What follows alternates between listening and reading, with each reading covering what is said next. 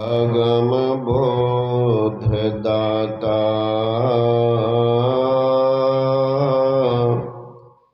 सुबुद्धिन दे विशालं क्षमाशील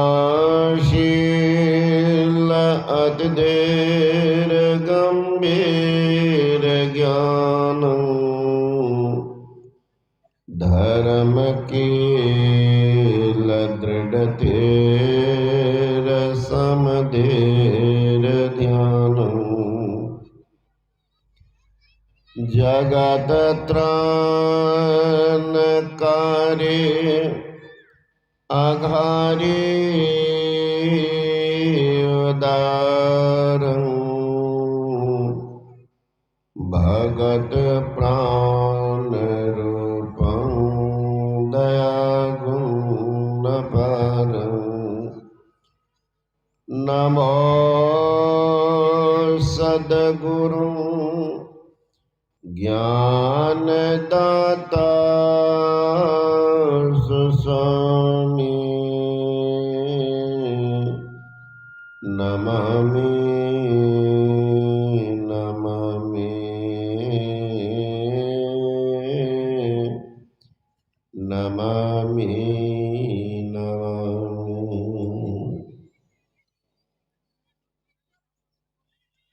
तीर्थस्वरूप आदरणीय महात्मागण,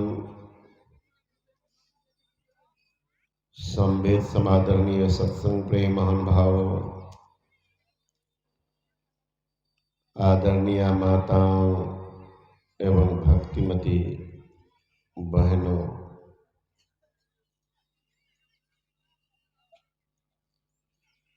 कलाकार के हाथ में अनगढ़ पत्थर भी चला जाता है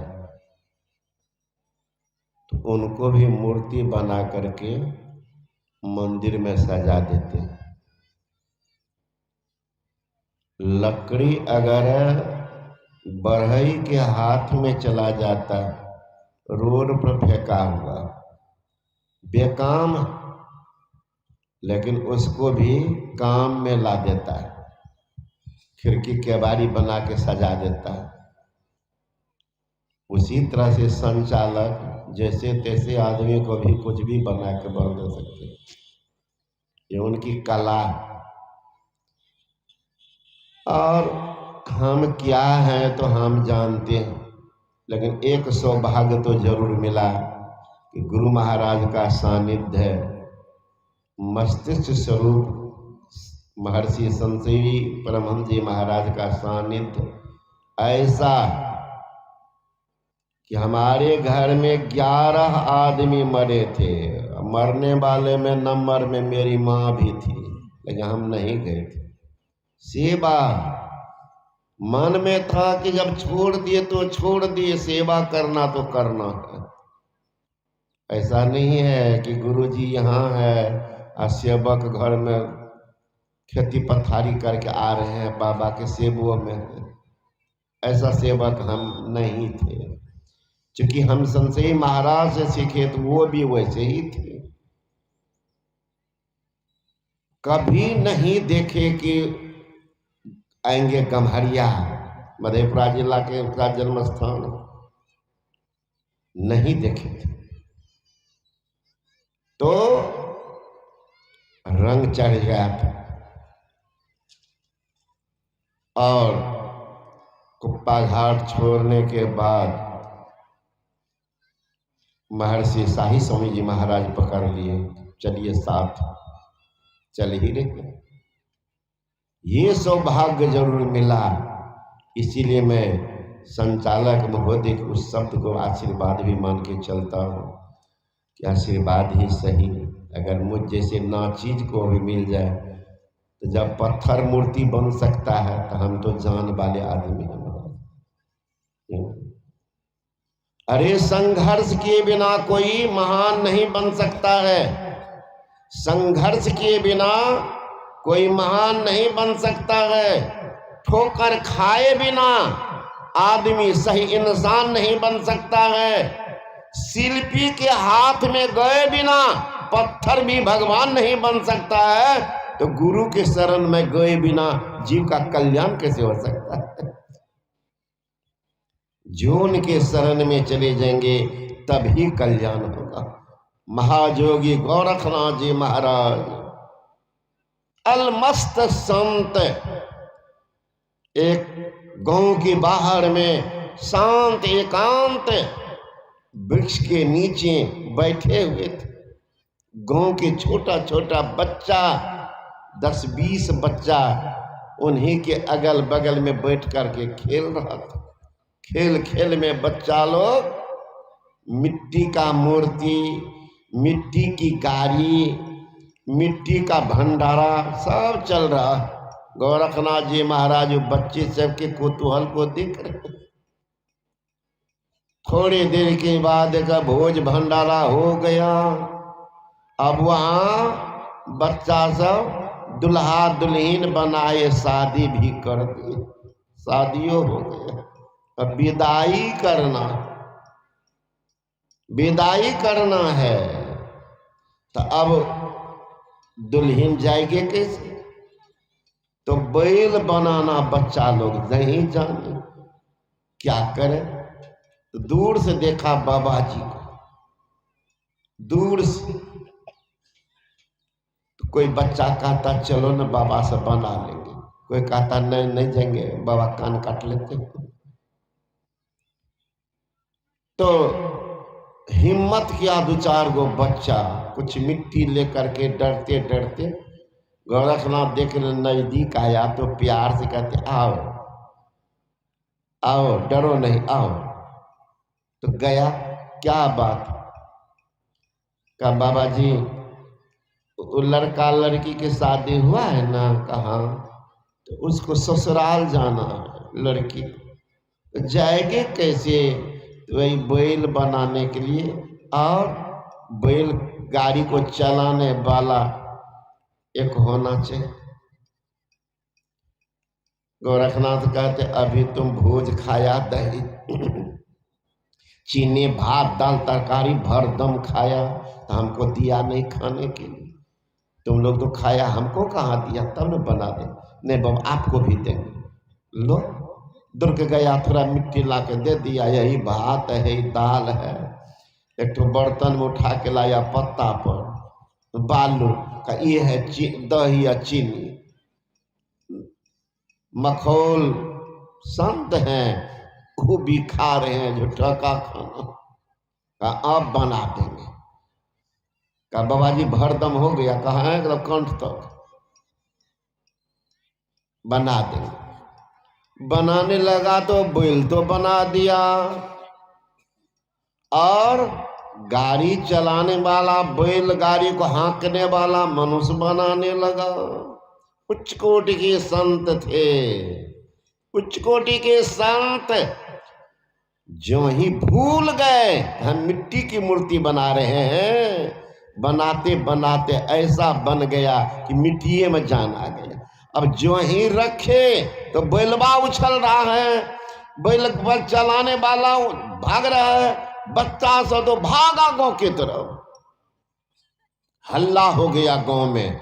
एक बाबा आए हैं, वो मिट्टी को मूर्ति बना दिए हैं, साइड में दे दीजिए इसको।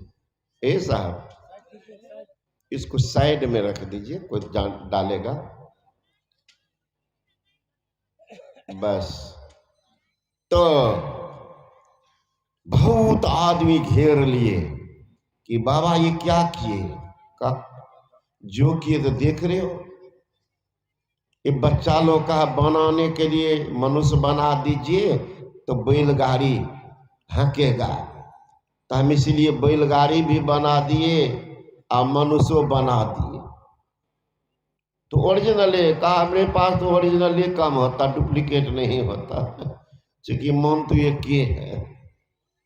तो अब क्या करेंगे, है ना? तो अब उसी को स्थापित किए, है ना, स्थापित किए घर में। लोग बहुत जगह अभी भी उसको गहील नाथ करके पुकारते हैं, और यही नेपाल में झंझट हो रहा था भारत से, वही गोरखनाथ जी महाराज से सब निवेदन किए, महाराज जब मिट्टी का आप मूर्ति बना देते हैं, मनुष्य बनाते हैं, तो इससे लड़ेगा कौन? बहुत बदमाश होता है नेपाली का, हमरा भी बना हुआ बदमाशी होगा। मिट्टी का मूर्ति हजारों बनाए, एक बार प्राण फूक दिए, सब जाकर लड़ने लगे। वही है गोरखा रेजिडेंट, सबसे बदमाश होता है। अभी पस्त किए हुए नेपाल को कौन है? वही गोरखा। हाँ, वही रेजिमेंट जो है गोरखा रेजिमेंट कौन है? गोरखनाथ का बनाया हुआ है, गोरखनाथ का बनाया हुआ। सोच सकते हैं वो कुछ भी कर सकता है ना? पलटू लिखा नसीब का, संत देता है फेर का, देरी क्यों का, साँच नहीं दिल अपना थे लगे थे। दिल ही आपको 6-5 करता है। हम लोग तो सौभाग्य मिला महापुरुष का देखने का। अभी एक मास्टर साहब हैं बरौनी में, दोनों किडनी फेल था, पैर फूल गया था, लेकिन उनके यहाँ पूज्य शाही स्वामी महाराज का जाना आना होता था। जब कभी जाते थे बेगूसराय से लौटते थे तो जरूर जलपान या भोजन उनके यहाँ तो करते ही थे। मास्टर है, उन्हीं के यहाँ भोजन करते थे। एक रोज गए तो देखते हैं एकदम जोर जोर से सब रो रहे हैं। उनके परिवार के सब लोग, बेटी जवान है, बेटा इंजीनियरिंग पढ़ रहा था, सब घर में। वो आदमी को देखे सोया हुआ, पैर फूला हुआ देह, उन्हें क्या हुआ? डॉक्टर कहे हैं ले जाओ, किडनी दोनों फेल है, अब तो बोलते बहुत कम है। तो मैं भी खड़ा था, फिर शाही स्वामी महाराज भी बैठे हुए, तभी गए थे घर। उसकी पत्नी रो रही थी, बच्चे सब भी। बाबा बोले कि कहाँ है वो? का बगल वाले कमरा में सोए हुए। गए बाबा उठ करके, हम भी देखे, एकदम विभत्स रूप था, पूरा मुंह कान मतलब देखने लायक फूल गए, है ना? तो स्वाभाविक डॉक्टर जी को कह दे ले जाओ। बाबा पूछे कि क्या? बोले कि किडनी फेल है। हाँ। बाबा खड़ा होकर क्या बोले? नहीं, एक बार हाथ छूते, कहाँ किडनी फेल है? किडनी तो है ही है, किडनी तो है ही है। गए जब दिखाने के लिए, दोनों किडनी काम कर रहा। वो आदमी अभी तक है ही है, लगभग 15 साल पहले की बात बता रहा। 11 मतलब बाबा शरीर त्यागे हैं, ये आपको बता रहे 7-8 ईस्वी की बात। वो आदमी अभी जिंदा है, मास्टर, उनका नाम भुवनेश्वर बाबू। तो कहने का मतलब है उनकी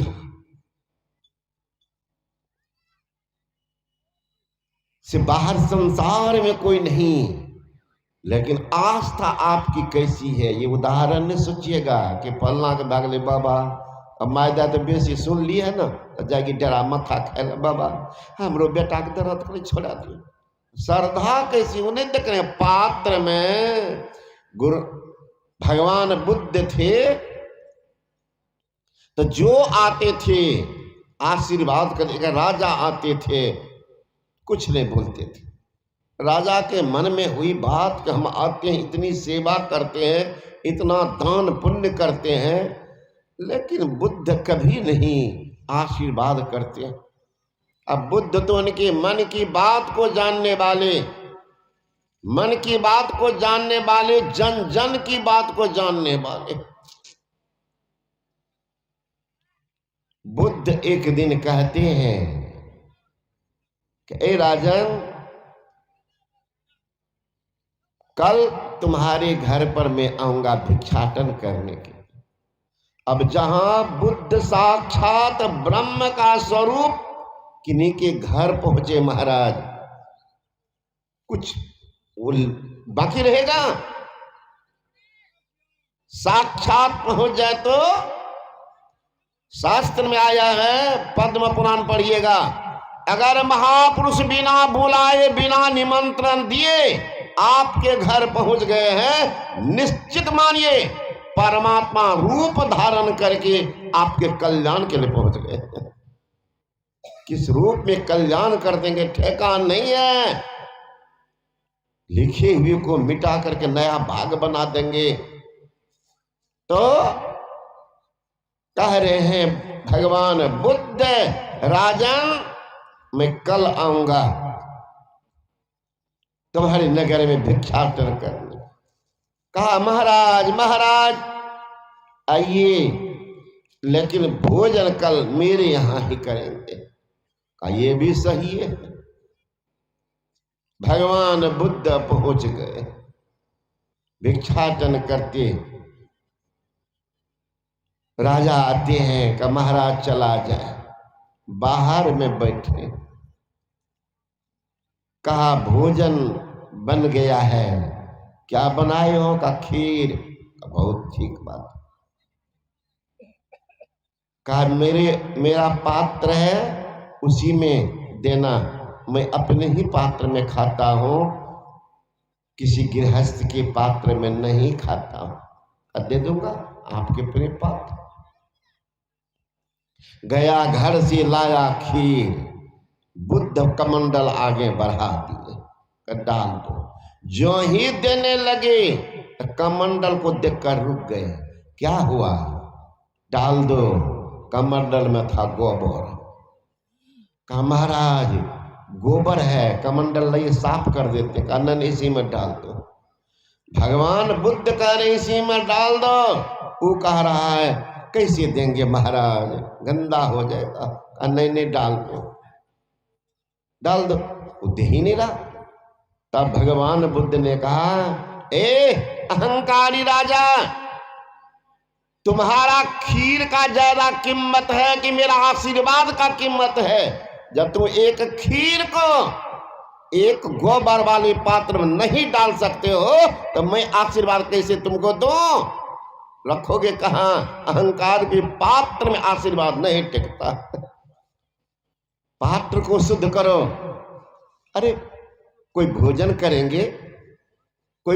करेंगे तो उनको आशीर्वाद मांगना पड़ेगा कि बाबा आशीर्वाद दीजिए पेट भर जाए, बाबा आशीर्वाद दीजिए पेट भर जाए। ऐसा सुने आज तक?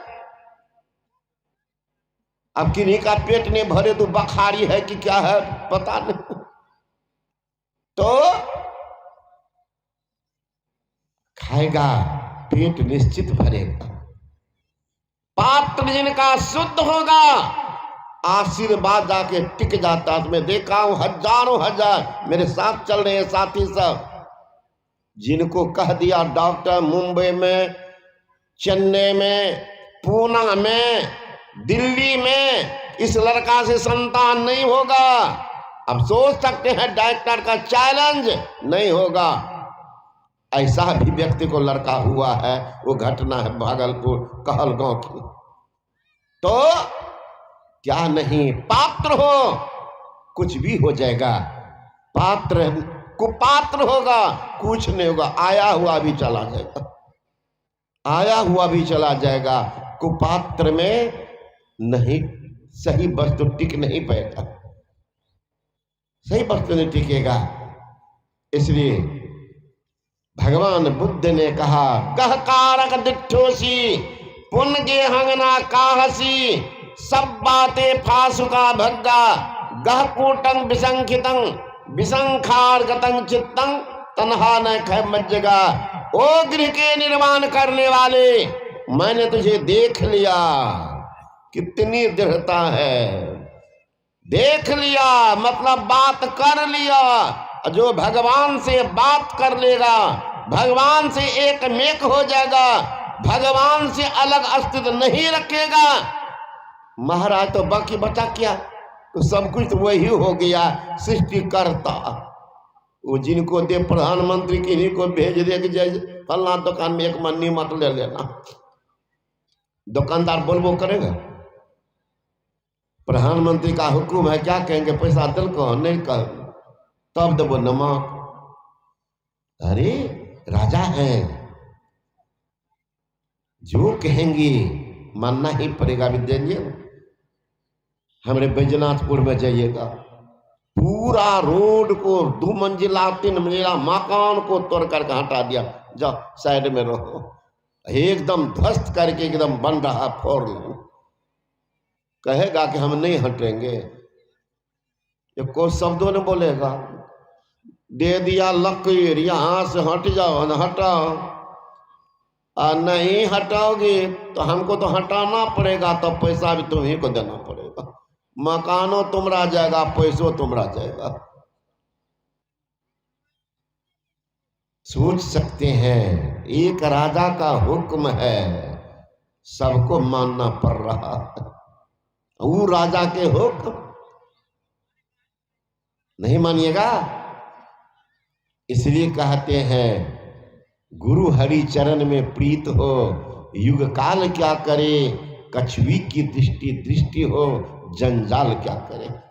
कछुई ये एक ऐसी जानवर में है जो सूखी में अंडा देती है।